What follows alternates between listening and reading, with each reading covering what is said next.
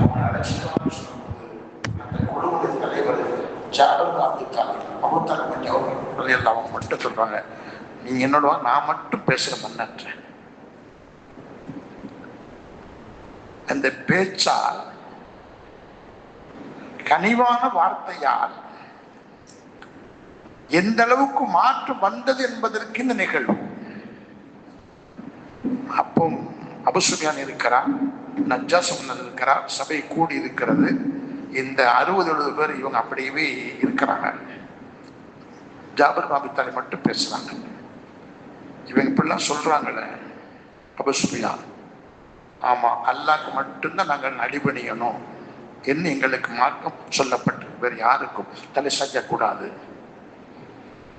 என்ன செஞ்சிட்டு இருக்கு, ஏழை எளிய மக்களுக்கு நாங்கள் உதவி செய்யணும் எங்க மார்க்கம் சொல்லுது. அன்பு காட்டணும், விரோதம் கொள்ளக்கூடாது அப்படின்னு சொல்லி நிறைய விஷயத்தெல்லாம் சொல்லி சொல்லி காட்டுறாரு மன்னரிடம். சொல்லிட்டு இப்ப இவருக்கு இதை சொன்னா அவர் ஈர்ப்பு தன்மைக்கு வருவார். உண்மையை சொல்லுகிற பொழுது உடனே மனப்பாடமா இருந்த மரியம் ஓதி காட்டுறார். மரியம் அலைஹிஸ்ஸலாமுடைய வாழ்க்கை நடந்த நிகழ்ச்சியை, அவங்க பெற்றெடுத்த பிள்ளையினுடைய சூழ்நிலை, அவர் சித்திரவதைப்படுத்தினது அப்படின்னு கதையா வருகிறதை மரியம அப்படியே ஓதுறாங்க சபையில. இப்ப என்ன சொன்னா மன்னன் நமக்கு கட்டுப்படுவார், இந்த சமூகத்தை நமக்கு இழுப்பதற்கு எது நல்ல நேரம் என்று சொல்லி மரியம சொல்ல ஓதுறாங்க. ஓத ஓத மன்னர் அழுகிறார். இவ்வளவு தன்மை உள்ள குர்ஆன் அது. ஆமா மன்னரே, மரியம் அலைஹிஸ்ஸலாம் அவர்களை பற்றி அனைத்து சம்பவங்களும் மிக தெளிவாக சொல்லப்பட்டிருக்கிறது. அவர் அல்லாஹ்வினுடைய குமாரர் அல்ல, அல்லாஹ்வின் பிள்ளை அல்ல, மரியம் மனைவி அல்ல, அவரும் ஒரு அடிமைதான், அப்துல்லா என்று சொல்லப்பட்டிருக்கிறது சொல்லி ஆதாரமாக குர்ஆனை ஓதி காட்டுகிறார். இதை கேட்ட மாத்திர நஜ்ஜாஷ் அழுகிறார், அழுது கொண்டே இருக்கிறார். அவர் சொல்றாரு திரும்ப, அபூ சுஃபியானே நீங்க சொல்லுவது அனைத்தும் தப்பு, நீங்க போயிருங்க. இப்ப சட்டமா ஆக்குறாங்க, இந்த 60-70 பேருக்கு நான் முழு பாதுகாப்பு கொடுக்கிறேன், இவங்களை யாராயிலும் தொல்லைப்படுத்தினால் தண்டிக்கப்படுவேன் என்று நஜ்ஜாஷ் மன்னர் இஸ்லாமியர்களுக்கு சாதகமாக ஒரு தீர்ப்பை வழங்கி விடுகிறார். பயந்து போனாங்க, நடக்குமோன்னு போனாங்க.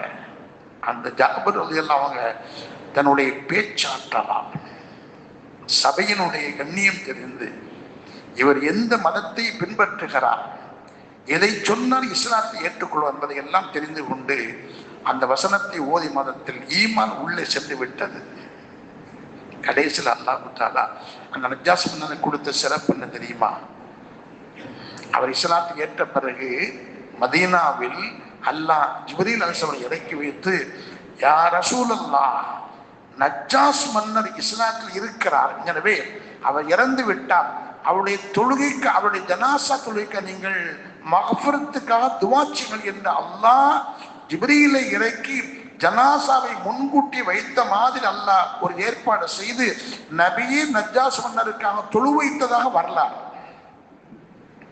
இது எப்படி வந்துச்சு? அந்த பேச்சு, அந்த வார்த்தை, கனிவான வார்த்தை சொல்லுகின்ற அந்த நேரத்தில் சொல்லப்பட்டதினால் இது நமக்கு பலன் தந்தது என்பதைத்தான் பார்க்க முடிகிறது.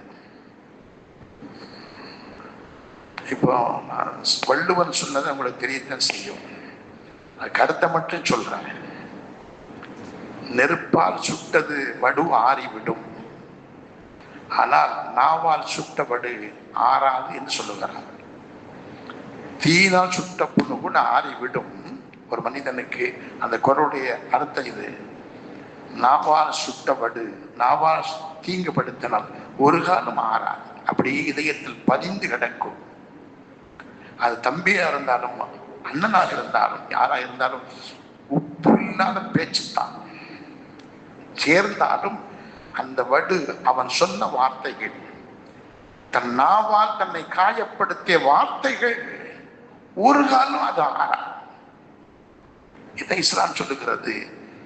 அவன் இஸ்லாமியன் அல்ல, தன் நாவால் இன்னொரு மனிதனை காயப்படுத்தியவன் முழு ஈமான்தாரி அல்ல என்பது ஹதீஸ் நமக்கு சொல்லுகிறது.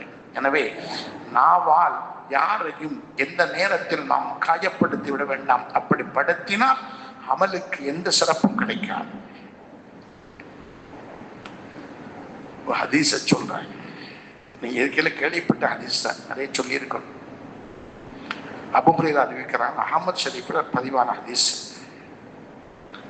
யா ரசூலல்லாஹ், ஒரு மனிதர் வர்றார், யா ரசூலல்லாஹ் இன்ன ஃபுலானத விதுக்குரு மின் கத்ரத்தி ஸலாத்தியா வ ஸியாமியா வ ஸதகத்தியா. ஒரு பெண்மணி நிறைய தொழுகிறாள். நல்லா யோசிங்க, நிறைய அமல் செய்கிறாள், நபிலா நோன்பு விடாம செஞ்சுக்கிட்டே இருக்கிறாப்புல, சதக்கா கொடுக்குறா, எல்லாம் கொடுத்துக்கிட்டு இருக்கிறா. ஆனா அவள் இருக்கிற தீய சின்னம் தெரியுமா? இன்னஹா தூதி ஜீரானிஹா பிலிசானிஹா. தன் நாவால் தன் பக்கத்து வீட்டுக்கார தொல்லைப்படுத்தி கொண்டிருக்கிறான்.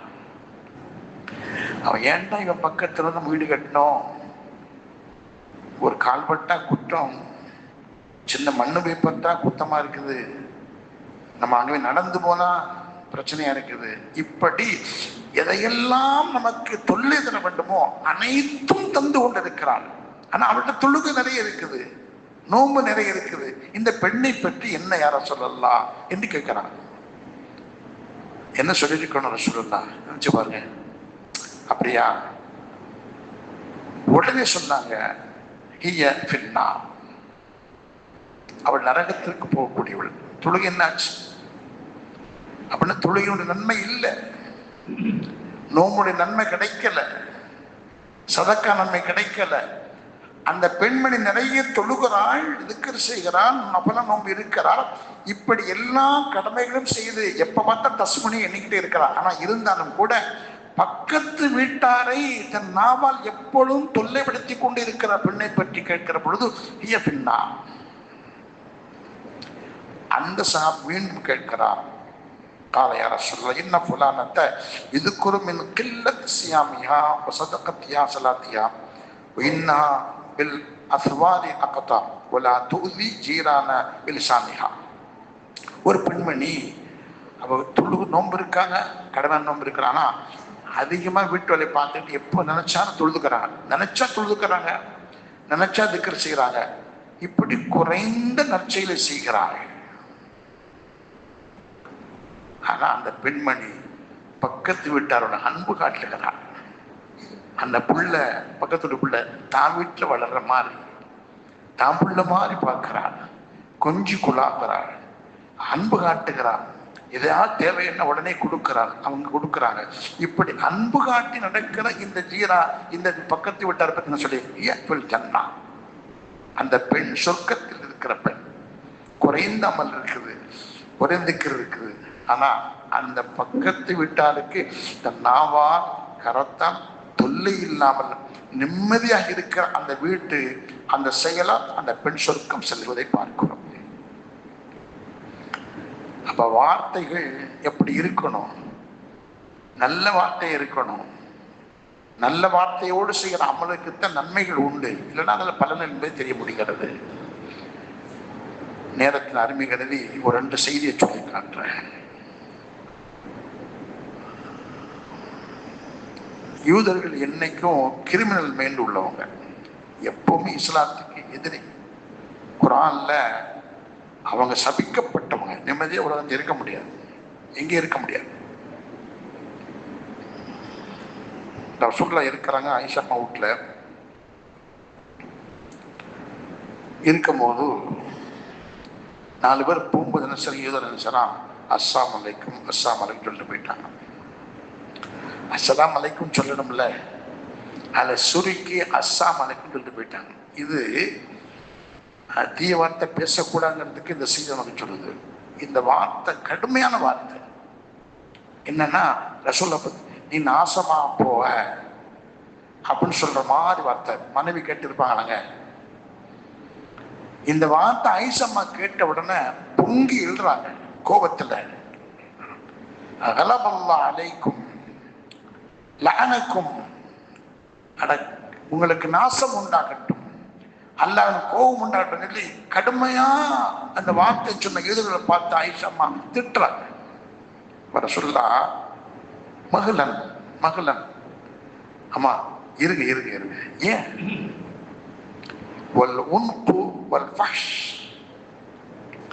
கெட்ட வார்த்தையை சொல்லுவதும் சிலை சபிப்பதும் வேண்டாம். என்ன திட்டாங்கல்ல, நான் சொன்னதை கேட்டீங்களா? நபி அவர்கள் ரத்தன சுருக்கமா ஒரு வார்த்தை சொல்லிட்டாங்க. அஸ்ஸலாமு சொன்னவுட அலைக்கும் முடிஞ்சா. இவங்க திட்டல் ஒன்றும் செய்யல. எனக்கு சாபம் போட்ட நீ அலைக்கும் உனக்கு உண்டாகட்டும் முடிஞ்சு. நபி வார்த்தை விட்டா என்னாச்சு? அவன் கரைஞ்சி சாம்பலா போயிருப்பான், வாழ்க்கை போயிருக்கும்.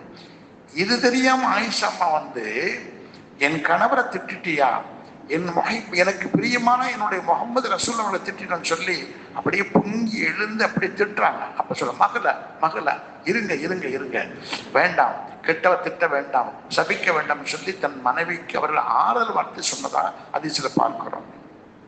நம்ம விட்டுருவோமாங்க? நம்ம வீட்டுல நம்ம மனைவியை திட்டாங்க அல்லது கணவரை திட்டாங்கன்னா விடுவோமா? இல்லையே. என்ன ஏன்னு விசாரிச்சு பொறுமையாக இருப்பதுதான் இஸ்லாத்துடைய பண்பு. திட்டாங்க, அதுக்கு இவங்க திட்ட அவங்க திட்ட இப்படி திட்ட திட்ட திட்ட நிறைய பாவங்கள் சேர்ந்து போகுது. இதுக்கு ஒரு ஹதீஸ் வருது. எப்படின்னா, ரசூலுல்லாஹ் இருக்கிறாங்க, அபூ சித்தீக் அவங்க இருக்கிறாங்க, கடை வாங்கியிருப்பாங்க. அபூ சித்தீக் கடை வாங்கியிருக்குது. ஒரு யூதர் வர்றான், சித்திக் அக்பர் வந்து கண்ட மாதிரி திட்டுறாப்புல, சபையில கெட்ட கெட்ட வார்த்தை சொல்லி திட்டுறாப்புல. முதல்ல அமைதியா இருக்கிறாங்க, ரசூலுல்லாஹ் இருக்கிறாங்க, அவங்க இருக்கிறாங்க. ரசூலுல்லாஹ் சிரிக்கிறாங்க. கொஞ்ச நேரம் பார்த்த உடனே அபூ சித்திக் என்னைக்கு பொறுமையா இருப்பாங்க, பொறுமை போய் இவங்களும் பதிலுக்கு திட்ட ஆரம்பிச்சிருந்தாங்க. திட்ட மாத்தியத்தை ரசூலுல்லாஹ் அவங்க சிரிச்சு டக்குன்னு சபையை விட்டு எழுதி வீட்டுக்கு போயிடுறாங்க. இவங்க உடனே யார சொல்ல, என்ன என்ன என்ன தோழரே, என் அன்புக்குரியவரையே, நிகழ்ந்து தெரியுமா? உன்னை திட்டினார், நீங்க பொறுமையா இருக்கிற வரைக்கும் வானவர்களை வைத்து அல்லாஹ் உன் மீது பிரியம் கொண்டது அவருக்கு பதில் கொடுத்துட்டே இருந்தார். நீ பொறுமையா இருக்கிற கட்டத்தில் அல்லாஹ் உன் மீது நேசம் கொண்டு வானவரை அனுப்பி இந்த ஹபீபுடைய தோழரை திட்டுகிறார், நீங்கள் பதில் சொல்லுங்கள் என்று மறைமுகமாக வானவர்கள் அவனை சபித்துக் கொண்டே இருந்தார்கள். எனக்கு சந்தோஷமா இருந்துச்சு. எப்ப நீங்க திட்ட ஆரம்பிச்சீங்களோ ஷைத்தான் வந்துட்டாங்க. ஷைத்தான் இருக்கிறது எனக்கு வேலை இல்லை, எனவே நான் வீட்டுக்கு வந்துட்டேன் அப்படின்னு சொல்லி இந்த நிகழ்வை நபி அவர்கள் தன் தோழருக்கு சொன்னதாக சொல்லி காட்டப்பட்டது. ஆக சண்டையோ திட்டுகிற விஷயமோ கோபமோ இவர்கள் எல்லாம் மனிதனுக்கு இருக்கும், இருந்து கொண்டே இருக்கும். அதை கண்ட்ரோல் பண்றது ஒரு பெரிய முயற்சி. அந்த பண்ணுகிற அவருக்கு தான் உயர்ந்த சிறப்பு கிடைக்கும் என்று மார்க்கம் நமக்கு சொல்லித் தருகிறது. கைஸ் பண்ணும் சாபித்து பண்ணும் கைஸ் எல்லாம் அவங்களுக்கு வந்து காது சரியா கேட்காது. அப்ப அவங்க என்ன செய்வாங்கன்னா, எப்பொழுதும் முன்சபுக்கு வந்துருவாங்க. ரசூலுல்லாஹ் ஃபஜ்ருக்கு வந்து ரசூலுல்லாஹ் எப்போ என்ன செய்வாங்கன்னா சொற்பொழிவு பண்ணுவாங்க. அப்படியே லேட்டா வந்துட்டாலும் கூட தொழுக முடிந்த பிறகு இவர் எழுந்திருப்பாரு, சபையில் இருக்கிற அப்படி இடம் விட்டு முன்னாடி இருக்க வச்சுக்க வாய்ப்பு செஞ்சிருவாங்க.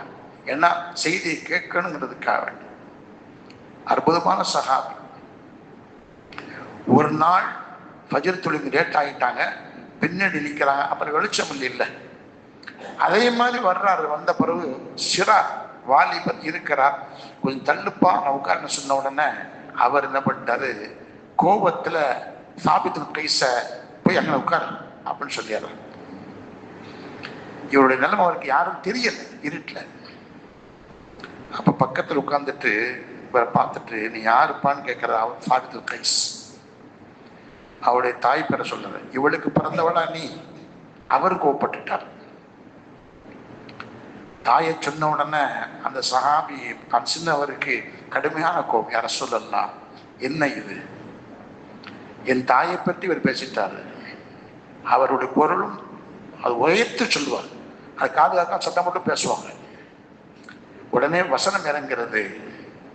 அல்லாஹ் ரெண்டு பேருக்கும் படிப்பினை செய்கிறான், இழக்கிறான். யாரும் யாரையும் தாழ்வாக நினைக்க வேண்டாம். யாரையும் எந்த பெண்ணும் இன்னொரு பெண்ணை பற்றி யாரும் தாழ்வாக பேச வேண்டாம். பட்டப்பெரு சொல்லியோ தாழ்வாக நினைத்தோ மனம் புண்படியும்படி சொல்லுகின்ற வார்த்தையோ தீய வார்த்தை சொல்லி அழைக்க வேண்டாம் என்று அல்லாஹ் தஆலா வேத வசனத்தை இறக்குகிறான் என்பதை அங்கு பார்க்க முடிகிறது. ஆக இஸ்லாம் என்பது ஒரு அற்புதமான ஒரு சமூகம், ஒரு இடம், மனிதனுக்கு முக்கியமான ஆரோக்கியத்தை தருகிற, மன அமைதியை தருகிற, நிம்மதி தருகிற ஒரு பெரிய மாளிகை என்று சொல்லலாம். இஸ்லாம் அதுக்குள்ள இருக்கிறோம். நம்முடைய வாழ்க்கை எப்படி இருக்கணும்னா, இதைத்தனை பேர்கள் கொஞ்சம் கொஞ்சம் சஹாபாக்களுக்கு போதனை செய்தார்கள். அவர்களுக்கு சிரமம் ஏற்படுகிற பொழுது, கஷ்டம் விடுகிற பொழுது இதையெல்லாம் சொல்லி சொல்லி அவர்களை பண்படுத்தி வைத்ததினால் எங்கெல்லாம் சென்றார்களோ அங்கெல்லாம் அவருடைய வாழ்க்கையை பார்த்துத்தான் இஸ்லாம் பரவியது. சஹாபாக்களை பார்த்து அவருடைய நேர்மையான பேச்சு, அவருடைய தொழிலுடைய முறை, அவர் நடந்து கொள்கின்ற விதம் அனைத்தும் சஹாபாக்கள் நபியிடம் அந்த பாசறையில் படித்து வெளியே வந்து செயல் ரூபத்தை காட்டியதினால் தான் இஸ்லாம் ஈர்க்கப்பட்டதை பார்க்கிறோம். இப்ப நம்மிடத்திலும் இந்த சுன்னத்தான வழிமுறை நடைமுறை இருக்கும் என்று சொன்னார். நடைமுறை நாம் கொண்டு வந்தால் மற்ற சமூகத்தை சார்ந்தவர்கள் பார்க்கிற பொழுது, நம்முடைய வாழ்க்கையை பார்க்கிற பொழுது அவர்களும் இஸ்லாத்திற்கும் ஈர்ப்பு தன்மைப்படுவதற்கு இது வாய்ப்பாக அமையும் என்று ஞாபகப்படுத்துகிறோம். அல்லாஹ் நம் அனைவர்களுக்கும் எப்பொழுதும் நல்ல வார்த்தைகளை பேசி, கனிவான வார்த்தைகளை பேசி, ரப்பே ரஹ்மானே, யாரையும் புண்படுத்தாமல் நாங்கள் குறைந்த அமல் செய்து கொண்டிருக்க எங்களுக்கு நல்ல இந்த செயலால் நிறைவான குழி தந்து எல்லா மக்களும் நலமாக வாழ்வதற்கு அருள் செய்வாயாக. ஆமீன் ஆமீன். அஸ்ஸலாமு அலைக்கும் வரஹ்மத்துல்லாஹி வபரகாத்துஹு.